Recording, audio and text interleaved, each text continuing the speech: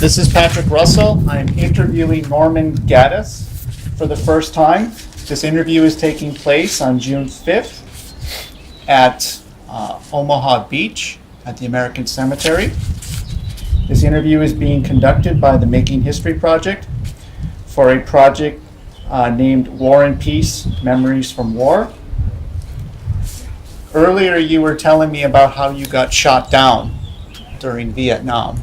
Can you continue with that story? Yes.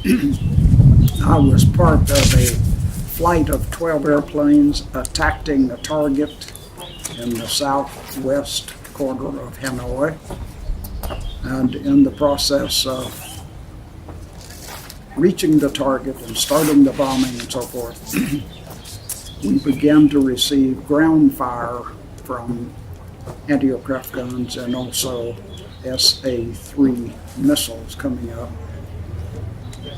One of the missiles exploded to the left of my aircraft, and some of the debris apparently was sucked into the intake, and this caused the engine to explode. And after that, the aircraft then was on fire. In the process of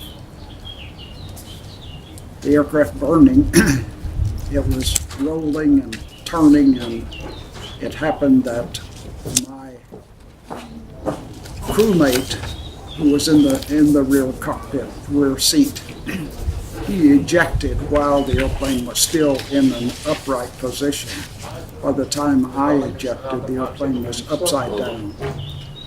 I ejected from the airplane. I estimate that I was about 2,000 feet above the ground, and everything seemed to work. All of my chute and equipment worked automatically.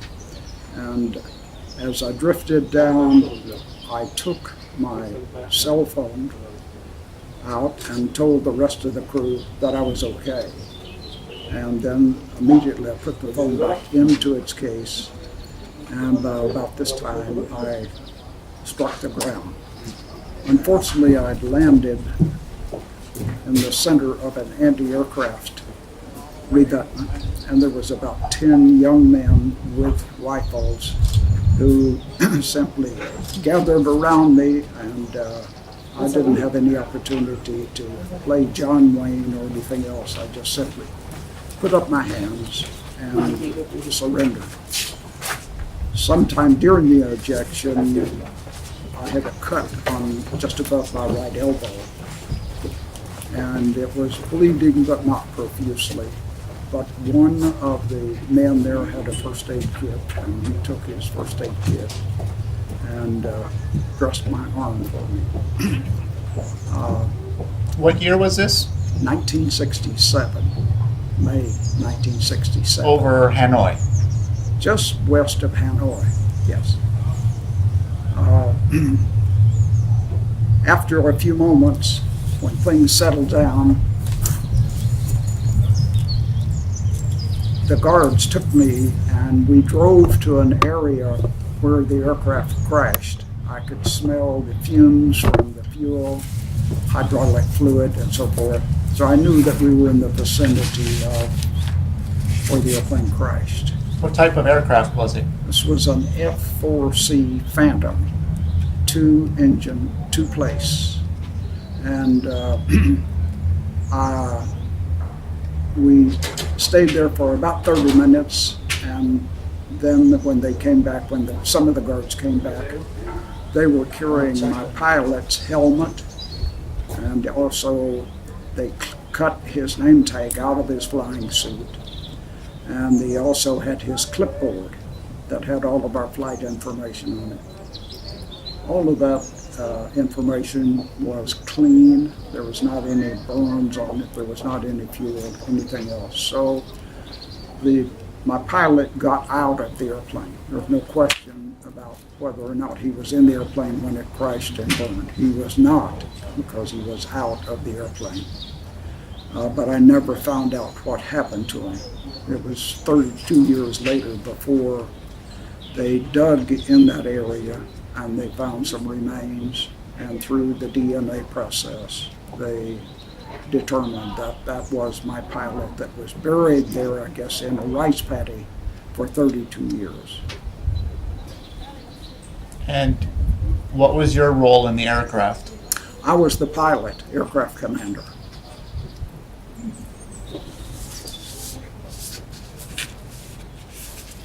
And what was your rank in the Air Force?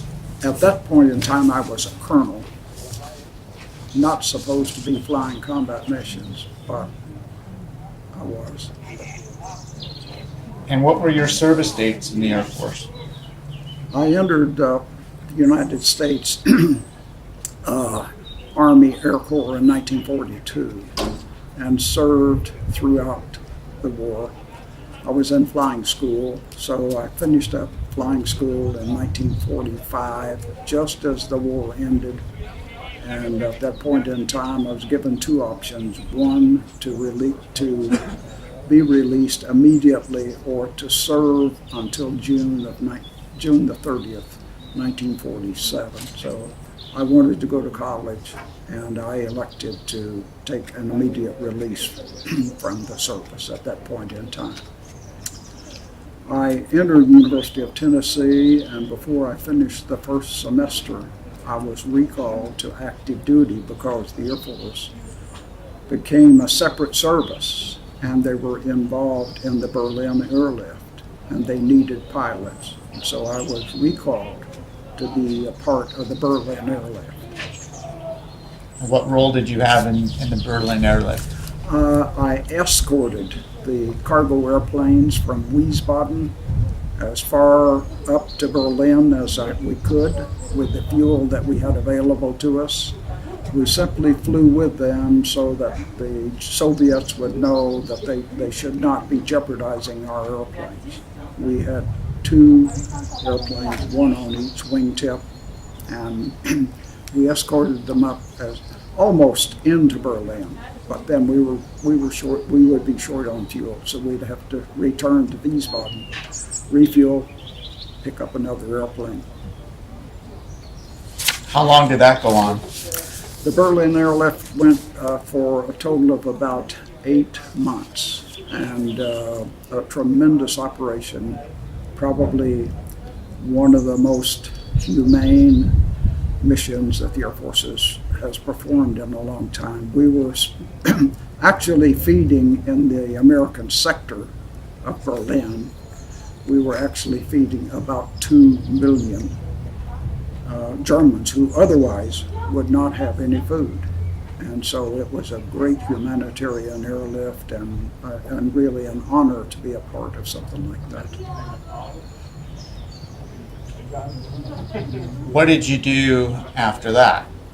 After that, I just became a regular squadron pilot, and I went up through the ranks first as a wingman, and then as a flight leader.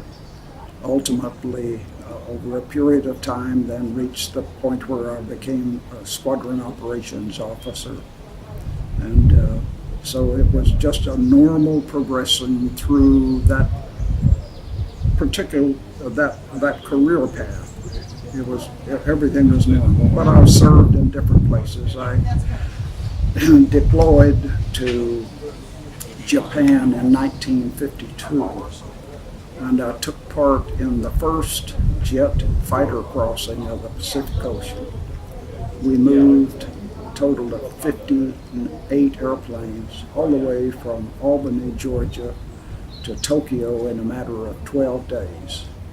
And that was the first mass flight across the Pacific Ocean in a single engine airplane. So I did two combat, some of the missions were logged as combat tours. And they fell within the purview of that classification. It was not a falsification, it was the fact that we were flying airplanes within restricted airspace of potential enemies of the United States. So it was actually logged as combat time. And did you subsequently go to Korea? Well, no, I was flying the missions out of Hokkaido, and it doesn't take very much of a memory process. We were trying to get information from the Soviet Union, so I flew into airspace over Vladivostok, Russia, and that was the kind of combat. I did not do drop bombs or fire rockets or guns or anything else. It was simply Reconnaissance? reconnaissance, intelligence. Over Soviet territory. Within Soviet airspace. Within Soviet airspace, yes. And were you ever approached by Soviet aircraft? Never. Was that unusual? It, I think that it was, because the frequency of those flights took place during daylight hours and also at dark, and usually in bad weather. We were being used as decoys to see if the Soviets would scramble airplanes up to intercept us. And if they intercepted us, then there was a special U.S. aircraft flying parallel to the coast of the Soviet Union. They could determine how many airplanes had scrambled, how many airplanes they had available to them. And so we were the decoys for the intelligence people. So you were kind of like a carrot. Yes, yes. Okay. Yes, somewhat like a carrot. Now, take me back to the time that you got shot down. What happened after that in Vietnam?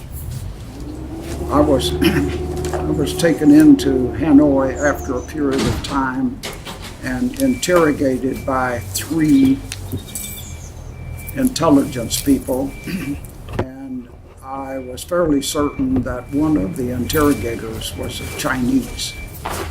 In fact, I was quite sure. How were you sure about that?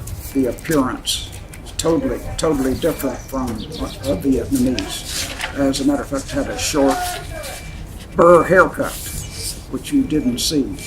And so his features were more Chinese than the Vietnamese normally are. And he was a larger man. His frame was much larger. He was heavier than the Vietnamese. Vietnamese were generally 5 foot 2 inches, 2 to 3 inches, maybe weigh 120 pounds. He was quite a bit larger than that, and he was taller than that. And I'm fairly certain that he was Chinese. Okay. And what happened after that?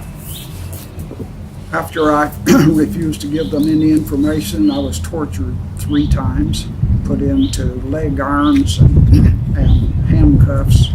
And the handcuffs had a ratchet to them, so that cut the skin around here. The legs began to swell up because of fluid, and I was left in there until I was just about to become unconscious. And I recall going through survival school, and I was told there that if you can avoid going through the process of semi-unconsciousness, that's when you will probably provide information to the enemy. And so try to get yourself out of that situation. So I recalled that, and I asked them, all right, if you release me, I will tell you. Well, I didn't tell them. I told them lies. I stopped it. All I wanted to do was to stop the torture.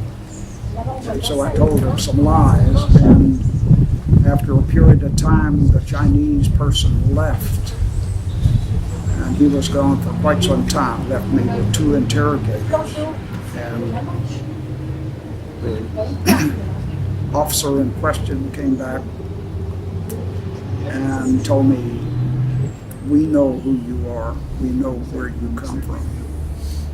So they had information. They knew that I was from Cam Ranh Bay in South Vietnam. And they had plenty of information.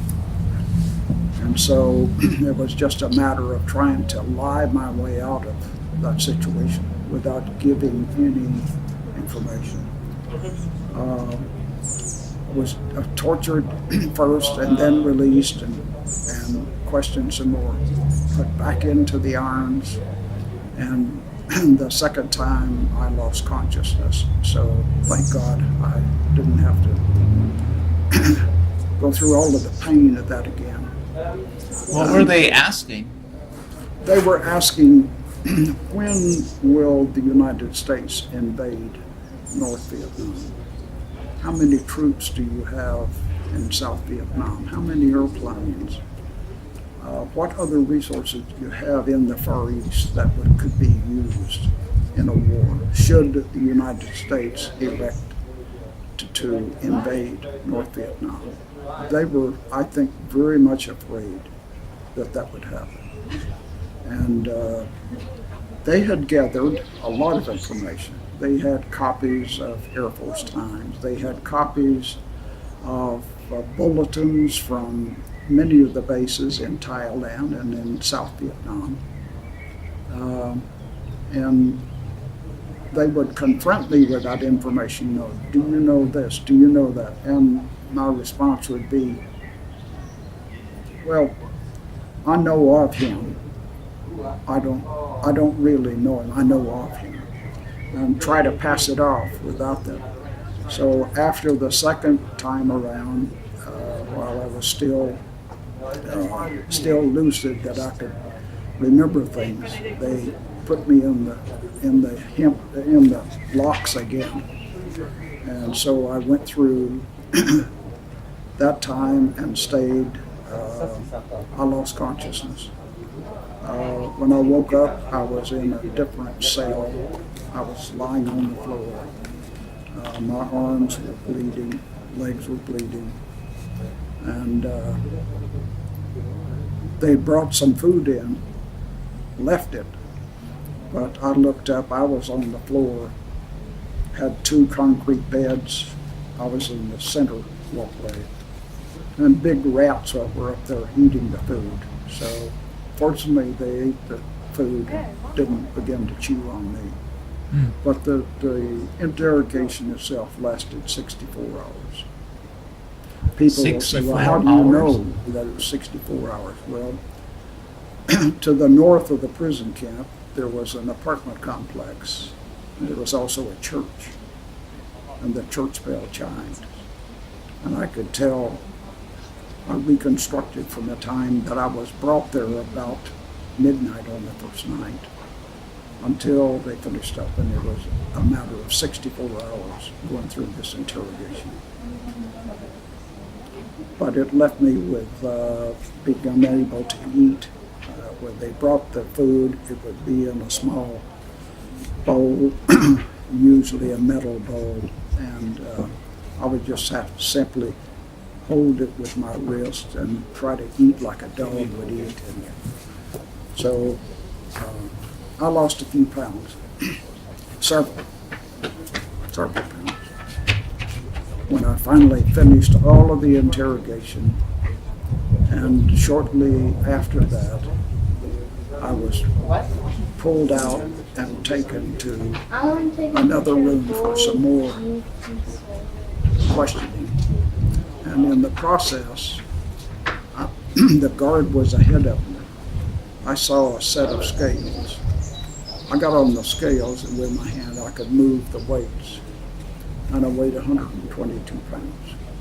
My normal weight was 157. So without eating for a long time, you lose weight rapidly. And of course, being in solitary confinement didn't help things at all, psychologically. What happened after the interrogation? After the interrogation, they decided that they apparently had not gotten the information they wanted, and they put me into a cell and the cell was 7 feet square. Had 2 concrete beds, and then this center walkway had a bucket that I used as a toilet, had 1 container, a ceramic container that held probably a half a gallon of water.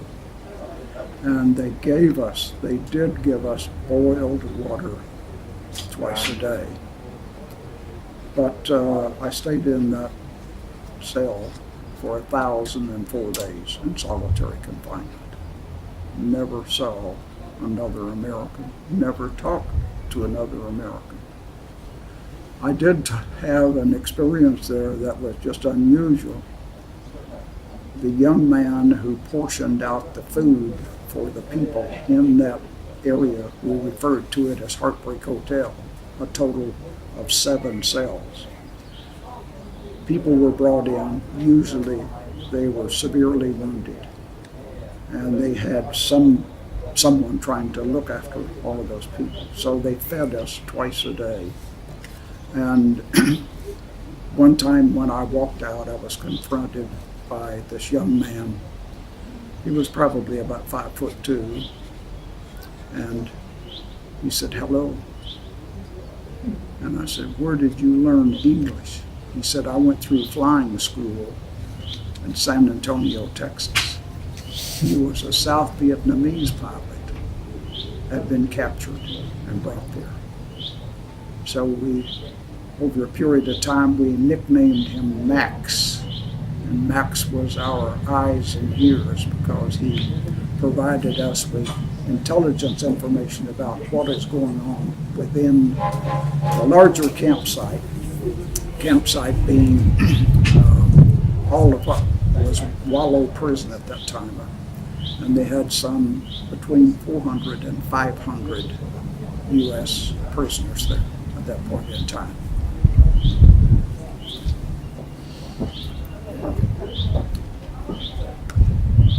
And when were you finally released?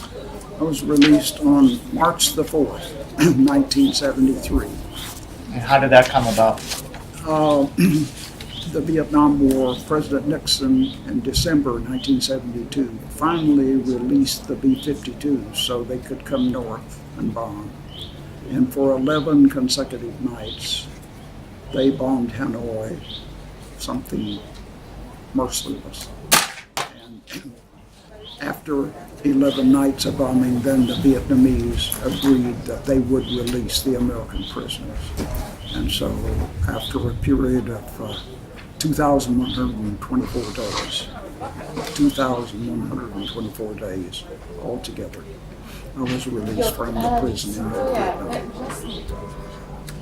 And I'm sure you were glad to finally go home. I was ready to go home. Yes, I was ready to see my children and my grandchildren. Yes. And how did you end your military career? After I came back, I was promoted to Brigadier General, and my job then was the Director of Operations for Tactical Operations for the Air Force. I spent the last 2 years of my career as a staff officer in the Pentagon. Okay. Well, I thank you for taking the time to share your story.